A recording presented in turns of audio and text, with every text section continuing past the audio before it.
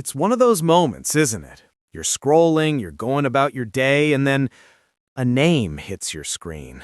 A name that feels like it's carved out of granite. A name that's always just been there. And the words next to it are the ones you never really expect to see. Robert Redford. Gone. At 89, and everything just sort of stops for a second. The headlines are all the same. They'll tell you the facts. Died on September 16th. Star of The Natural, Butch Cassidy and the Sundance Kid. Died at his home in the mountains of Utah. And look, those facts are important. They're the framework. But they're not the story. Not even close.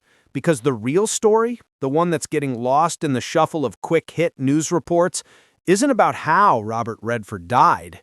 It's about how he lived. And more importantly, it's about the monumental thing he built that will outlast every single one of his movies.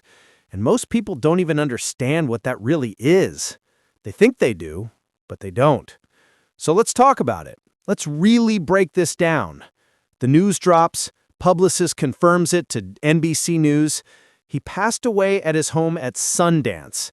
That one detail right there, that's the first major clue. He didn't die in a Beverly Hills mansion. He didn't die in a high-rise in New York. He died in a place he personally curated, a place synonymous with his very soul, nestled in the mountains of Utah. The statement from his publicist says it all. The place he loved, surrounded by those he loved. Now, that sounds like a standard press release line, right? Something you say to be respectful. But in this case, it's probably the most accurate and profound sentence in the entire announcement. It's the payoff to a life lived on his own terms.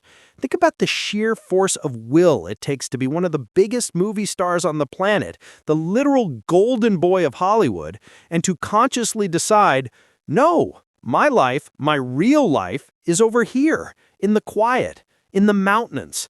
That wasn't an accident. That was a choice. But why did he have to make such a drastic choice? What was he running from in Hollywood that made the Utah wilderness his sanctuary? That's where this gets really interesting. To understand the escape, you first have to understand the cage. And the cage was glorious. It was made of gold. We're talking about a level of stardom that just doesn't exist anymore.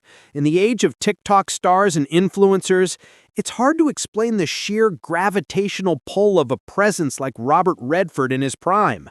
He wasn't just an actor, he was an archetype. He was the Sundance Kid. He was Jay Gatsby. He was Bob Woodward and All the President's Men. He was the handsome, slightly rebellious, impossibly cool American ideal. Let's take Butch Cassidy and the Sundance Kid. You've seen it, right? Of course you have. And if you haven't, stop what you're doing after this video and go watch it.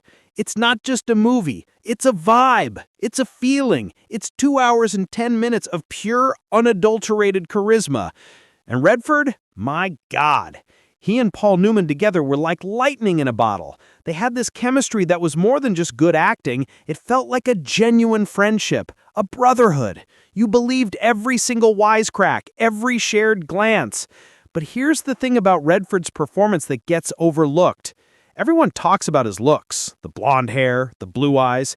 And yeah, obviously, the man was sculpted by angels. But that wasn't his superpower. His superpower was his stillness. It was his economy. He could say more with a slight squint and a half smile than most actors could with a 3-page monologue. He had this incredible ability to listen on screen, to just be present. You felt like you were watching a real person thinking, not an actor reciting lines.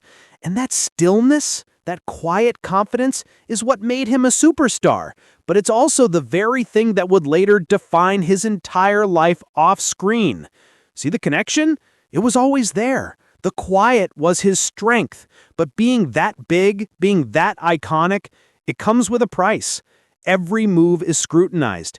Every part you take, every film you make is put under a microscope.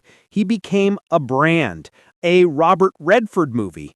And for a man who seemed to value his own thoughts, his own space, That had to be suffocating. He was trapped in the very image he had perfected, the golden boy, the leading man. And I think he knew early on, that if he didn't find a way out, that brand would consume him whole.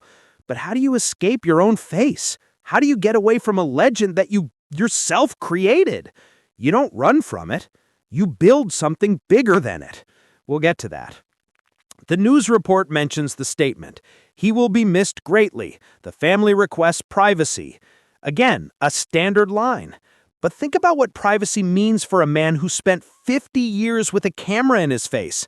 It's not just about wanting to be left alone, it's the ultimate act of control.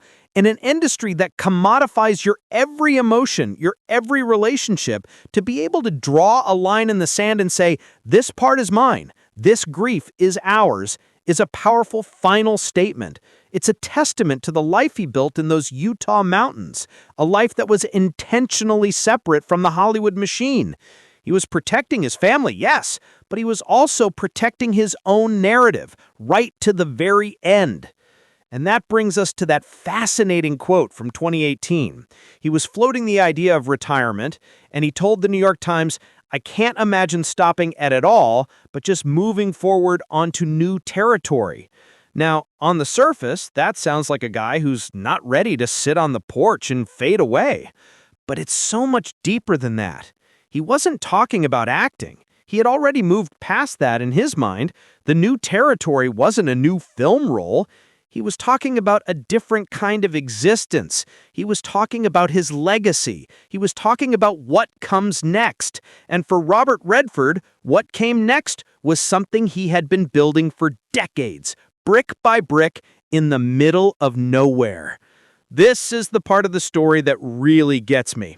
This is the part that elevates him from just a movie star to a genuine visionary. And I don't use that word lightly.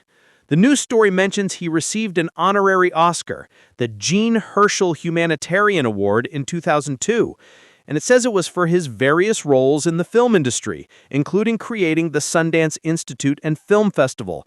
That one sentence, that one single sentence, is the equivalent of saying the Beatles were a band from Liverpool.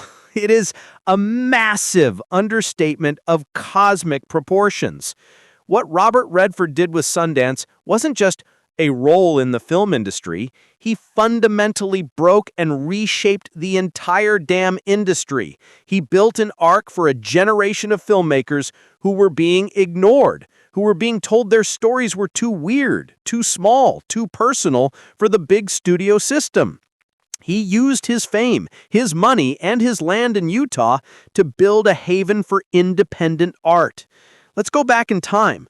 Before Sundance, if you were a young filmmaker, what were your options? You basically had to go to Hollywood, hat in hand, and beg one of the major studios to give you money. And what did the studios want? They wanted sequels. They wanted big stars. They wanted movies that fit into a neat little box. They wanted products, not art. If you had a quiet, character-driven story like, say, Ordinary People, you were probably out of luck. The system was designed to churn out blockbusters, not to nurture new voices. Redford saw this. He lived it. He was a product of that system, and he knew its limitations. He knew there were thousands of stories out there that were never being told because they didn't fit the mold. So what did he do? He created a new mold. He started the Sundance Institute in 1981. This wasn't a film festival yet. This was a lab, a place where he would invite promising young writers and directors to come to his land in Utah to workshop their scripts, to get advice from seasoned professionals, all away from the corporate pressures of Hollywood. He was creating a protected ecosystem for creativity. Think about the vision that takes. He's at the height of his powers, and he's spending his time and resources to help a bunch of unknown, broke filmmakers? Why? Because he believed in the power of storytelling. He believed that art mattered. He was using his Hollywood capital to build an anti-Hollywood. It's such a brilliant, subversive idea. He was the ultimate insider who decided to build a home for the outsiders. And then, a few years later, that institute grew into the Sundance Film Festival. And that's when the earthquake hit. The festival became the premier marketplace for independent film in the entire world. Suddenly, these small, personal movies had a platform, they had an audience, and more importantly, they had distributors coming to them, checkbooks in hand. A little movie could premiere at Sundance and become a national phenomenon.